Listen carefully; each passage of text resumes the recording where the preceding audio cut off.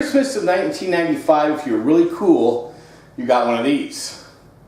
A Gateway P5 120. It was one of the more expensive gifts you could get. Expensive, you ask? Well, in 1995, I bought my first new car, a Mazda 626.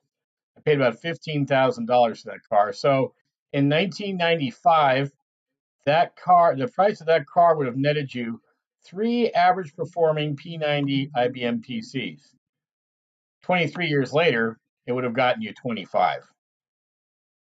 About a lot of computers that were out during this period is they weren't very attractive. You're going to pay the cost of a nice small car, or at least a good used car for a computer. It better look good, and most of them didn't look very good. They were just very utilitarian. The Gateway was a beautiful case. This is an example of probably their most iconic case, the Baby AT 120. Pretty much like the demo unit that we're looking at, a little less memory. That's about the only difference. The it won the Editor's Choice Award. It was also the fastest machine in the roundup, just eking out a little bit faster than the Micron. In later years, Gateway would not do as well in the Ziff Davis publications. It's difficult to tell whether it's just because they did less advertising or because the Micron, in fact, did get faster because they sold memory, but they sold only the Micron, which was a lot faster. The average lead time for a Gateway that time was 6 weeks. And during the summer, during Christmas time, you'd have quick ships and whatnot, but it wasn't easy getting a computer.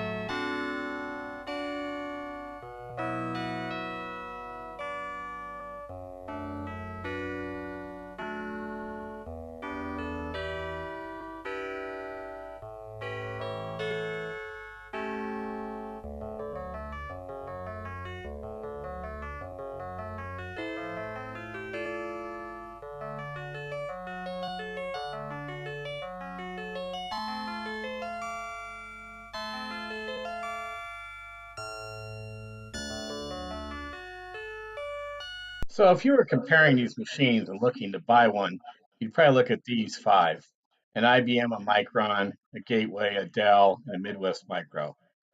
Obviously, the Gateway and Dell would be our first choices these days, but they probably wouldn't have been then. They're exactly the same price, configured almost exactly the same way, which isn't surprising or unusual at all. If we're looking at the other computers like the Micron, they look a little bit different. The Gateway and Dell case are quite a bit different too, as you can see. The Micron was almost as fast as the Gateway and a lot cheaper. Didn't include very much though. And the Midwest Micro has a lot of OEM stuff. It was bought out by System-X in 1997. The IBM offers microchannel architecture as an option, or you can use PCI, but it costs $6,000. And of course, Gateway had a wide lineup and advertised specials that you could look at, but really nobody, very few computers at Gateway sold for under $3,000 at the time. This is the one that we're actually looking at and reviewing today. And you just look there. That's how much it would cost in today's dollars, built out the way it's built out now. A year after Christmas of 1995, which is probably Gateway's most successful year, Gateway became the 5th largest computer company in the country and the largest mail order computer company or direct ship computer company, eclipsing Dell, eclipsing Micron, Midwest Micro, all the competitors.